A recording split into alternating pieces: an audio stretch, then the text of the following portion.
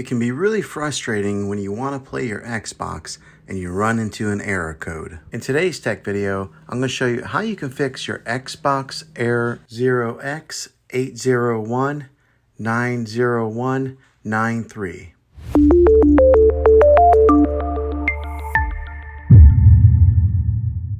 I'm going to show you a few different things to try to help you get your Xbox back up and running again. The first method is the easiest one to try, and that's to do a soft reset. This is where you turn off your Xbox and you turn it back on. The second method is what we call a hard reset. You turn off your Xbox, then you unplug the Xbox from the wall outlet and you wait 60 seconds. Now don't be impatient here, wait the whole 60 seconds and then plug it back in. If your Xbox is working, great. If not, let's move on to the next method. Find your router or your modem that is giving you Wi-Fi and unplug that for 60 seconds. Then plug it back in. You might have to wait a few minutes for it to connect and get back online, but when it does, check your Xbox then. If that doesn't work, then let's move on to the last method. We are going to do a factory reset of your Xbox, which means that you'll have to log back in with all of your credentials, but it will be an important troubleshooting method. First, press the Xbox button X on your controller to open the guide. Then select Profile and System, then go to Settings, then go to System, then Console Info. You're going to select Reset Console. Now on the Reset Your Console screen, you'll see three different options. One will say Reset and Remove Everything. The second will say Reset and Keep My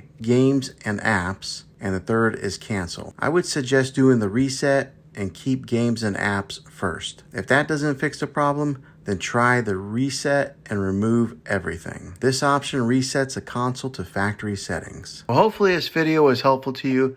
If it was, click a thumbs up on this. Go ahead and subscribe to my channel. I make tech videos all the time, and I would love to have you back in the next one. Take care.